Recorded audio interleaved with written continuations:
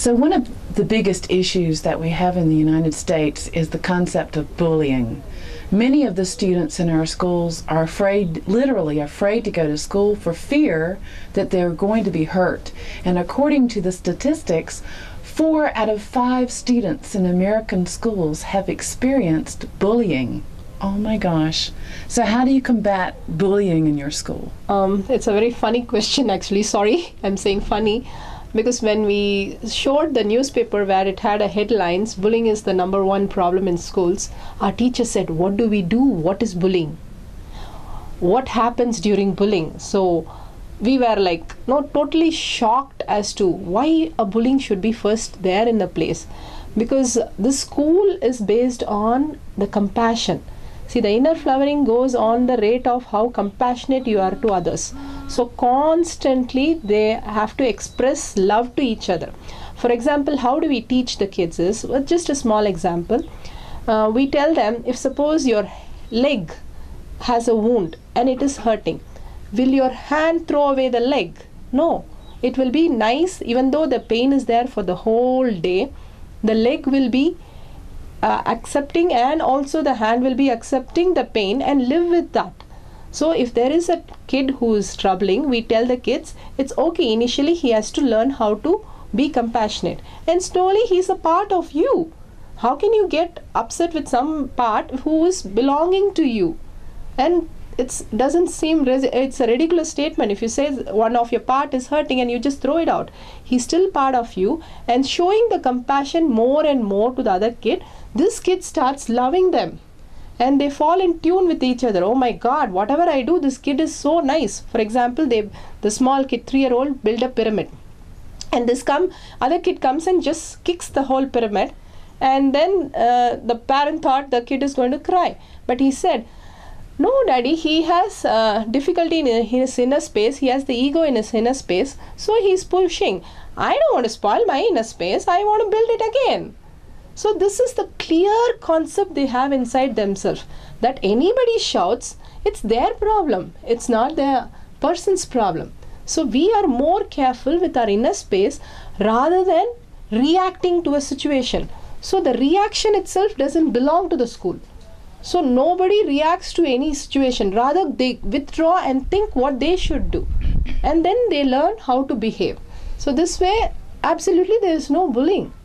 Wow, this is an amazing concept, because teachers in America are constantly trying to help children solve problems, but because there's so much anger and there's so much hostility and competition in the schools, it's hard for the student to be able to manage their anger and manage their frustration.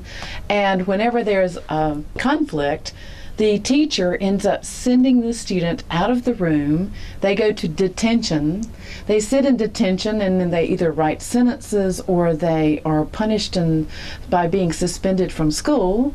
Then when they come back to school after the suspension, they're angry and more hostile, and they take it out on another student and get into a fight.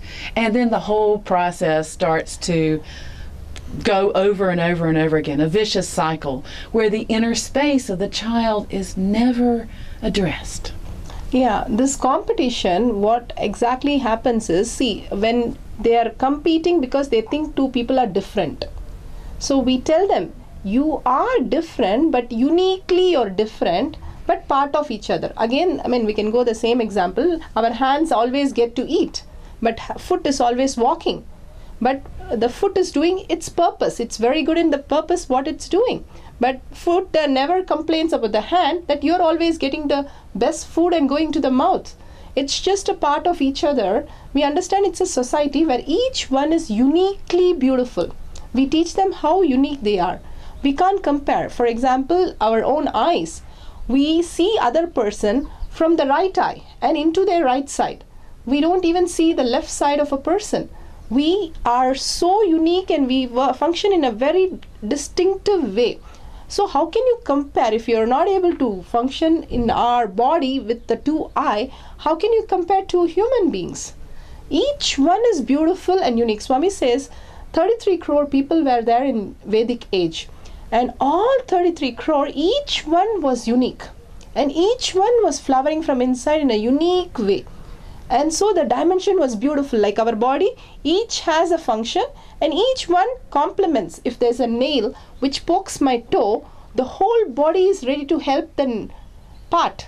So that's the way we have to function. We are all one. We belong to the same thing. You're each entity doing different function. So we teach them this. So when a kid is having a problem with this, you're better and I'm not able to do, immediately all the other kids say, yes, you're very good.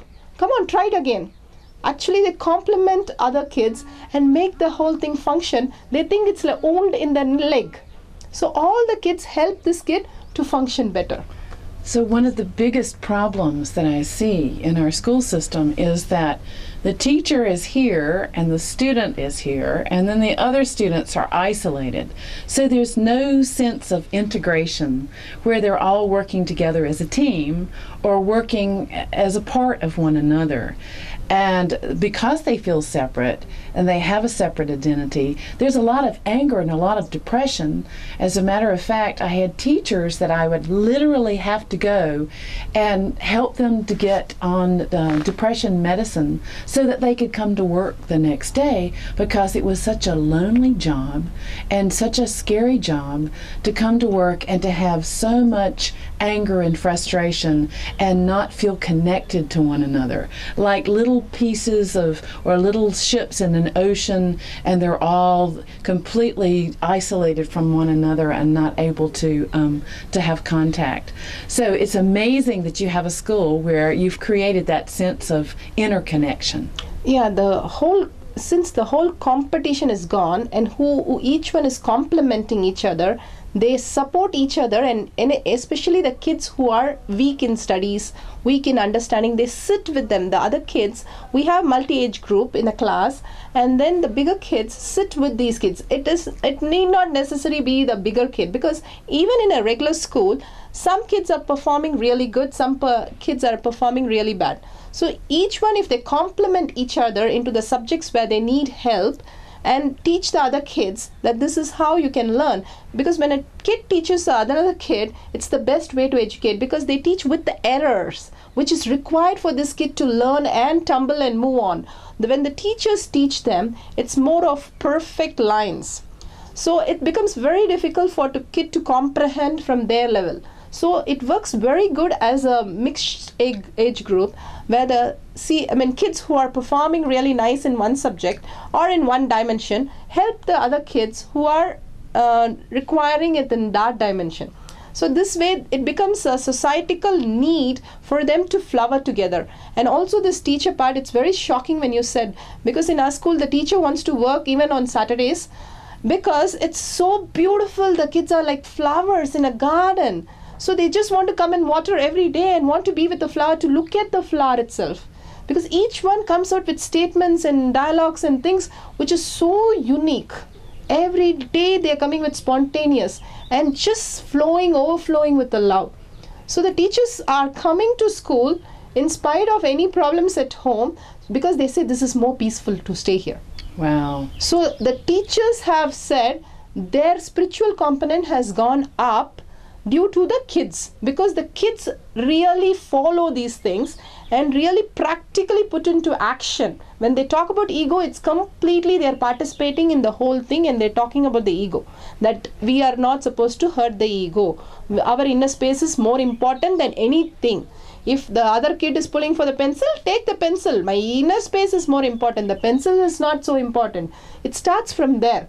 And it goes up to who gets the better mark. It's okay, this time you have got a better mark, next time I will help you and we'll get also better mark. So it's always of compassion and inner space more than anything. So this becomes a pleasure for teacher to be there. So in America, it's amazing because the teacher stands up at the front of the classroom, and she's considered the sage from the stage. So she's standing there in an isolated fashion, giving directions to the students, but expecting the students to feel that they're interconnected, when the teacher, in fact, does not feel interconnected. And the whole concept of the Gurukul and what you're talking about is being a guide from the side and allowing the student to make mistakes, and to also let one student help another to guide each other and become interdependent, which is what the world is looking for, is a society filled with interdependence, love, and appreciation. But unfortunately, this type of thing is not happening in Western education. So why is it not happening? What are we not doing that we need to do to bring about interdependence and this sense of self and positive inner space?